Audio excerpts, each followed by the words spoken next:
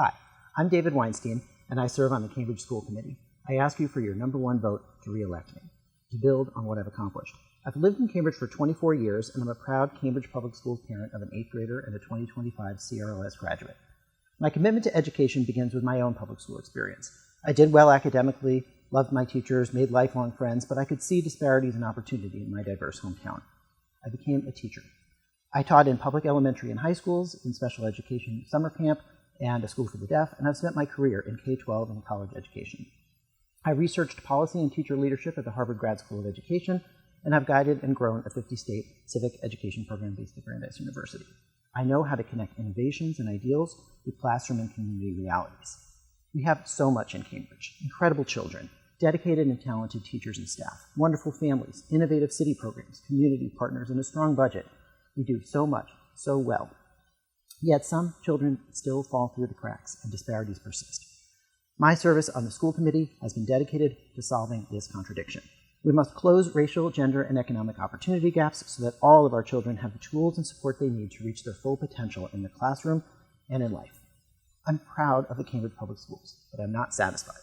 As a school committee member, I've worked with others throughout our community to achieve many significant steps. But these are long-term projects, and it will take strong leadership, deep experience, and continued commitment to see them through. My results? We launched free universal preschool. I was a leader in getting the support and funding for this groundbreaking step. I co-sponsored the policy that established Algebra 1 for all in 8th grade. Finally, every 8th grader, including my own, is learning Algebra 1.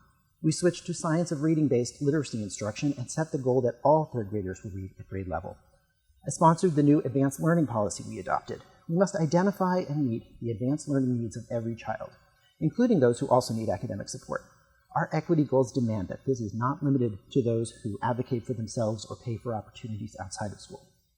I have focused on ensuring that throughout our curriculum, we set the floor high, we support all kids to get there, and we don't impose ceilings. I'm part of the core team of Cambridge leaders designing the success planning system I advocated for, which launched last year. We can and must effectively and efficiently use our wealth of resources to ensure no child falls through the cracks or misses opportunities to thrive. I am holding our district leadership accountable for robust family engagement and transparent school improvement plans. After passing updated school council policies, I established a special subcommittee so caregivers and educators from our school councils could share their needs and priorities. I continued to speak out against intolerance in our schools, calling out racism, anti-Semitism, Islamophobia, misogyny, and homophobia. I supported LGBTQIA+ students, faculty, and staff. And I used the school committee's tools of policy. I worked with colleagues to update our hate and bias-related incident policy and to institutionalize the consent education program in athletics our students championed. I will safeguard our children from external threats.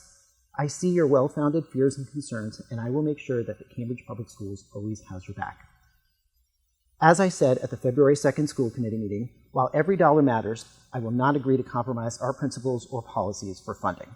I will always stand in defense of and in solidarity with our trans and gender nonconforming students, our Black and brown students, our immigrant and refugee students, and with all of our students. I committed to selecting our next superintendent through a comprehensive nationwide search in a process that meaningfully engages with families, caregivers, teachers, and students. I have kept that commitment. Though the process has suffered delays and district communication and updates have room for improvement, we have had a comprehensive, equity-aligned process that has yielded 3 strong candidates for superintendent. By the time some people view this video, we likely will have selected our next superintendent. I will bring my experience as a parent, a teacher, and a school committee member to this transition. As I record this, we're reviewing our publicly announced finalists. I'm excited to learn more about them and for our families, students, and teachers to ask them questions directly. Ultimately, if I determine that none is the right choice, I will vote no and advocate for a new search.